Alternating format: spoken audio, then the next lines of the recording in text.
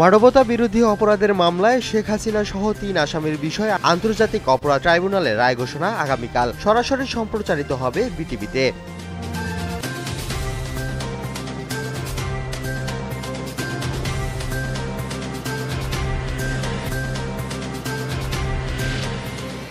রাজধানী ঢাকাসহ আশেপাশের ৪ জেলায় দায়িত্ব পালন করছে বর্ডার গার্ড বাংলাদেশ বিজিবি। আইনশৃঙ্খলা পরিস্থিতি স্বাভাবিক রাখতে এই সিদ্ধান্ত বলে জানানো হয়েছে বিজিবির পক্ষ থেকে।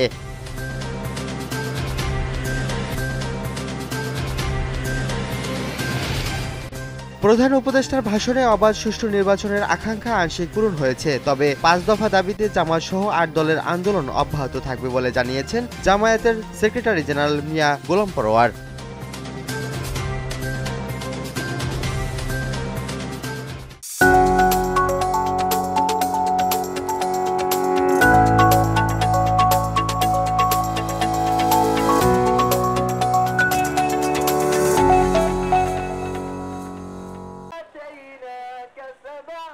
জালালাবাদ তালিমুল কুরআন মাদ্রাসার বিরুদ্ধে চলমান ষড়যন্ত্র ও দখল চেষ্টার প্রতিবাদে মানববন্ধন অনুষ্ঠিত হয়েছে। দুপুরে মাদ্রাসা প্রাঙ্গণে এই মানববন্ধন করেন মাদ্রাসার শিক্ষক, শিক্ষার্থী, অভিভাবক ও এলাকাবাসী। এ সময় বক্তারা বলেন, একটি মহল দীর্ঘদিন ধরে মাদ্রাসা দখলের অপচেষ্টা চালিয়ে আসছে, তাই এর দ্রুত প্রতিকার ও মাদ্রাসাকে রক্ষায় প্রশাসনের হস্তক্ষেপ কামনা করেন বক্তারা।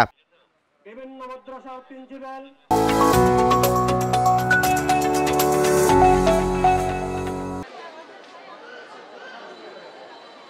শিক্ষা ফাউন্ডেশন চট্টগ্রাম আয়োজিত মেধাবৃত্তি পরীক্ষা ২০২৫ একযোগে অনুষ্ঠিত হয়েছে। রোববার নগরীর ৫টি কেন্দ্রে বিভিন্ন শ্রেণীর মোট ২০০০ শিক্ষার্থী অংশ নেন এই পরীক্ষায়। পরীক্ষা চলাকালীন বিভিন্ন কেন্দ্র পরিদর্শন করেন অঙ্গীকার বাংলাদেশ ফাউন্ডেশনের সভাপতি ক্যাপ্টেন আতিক খান সহ শিক্ষা ফাউন্ডেশন চট্টগ্রামের সভাপতি কাজী আব্দুর রহমান। প্রতিষ্ঠান কর্তৃপক্ষরা জানান, সুষ্ঠু ও শান্তিপূর্ণ পরিবেশে পুরো পরীক্ষা সম্পন্ন হয়েছে।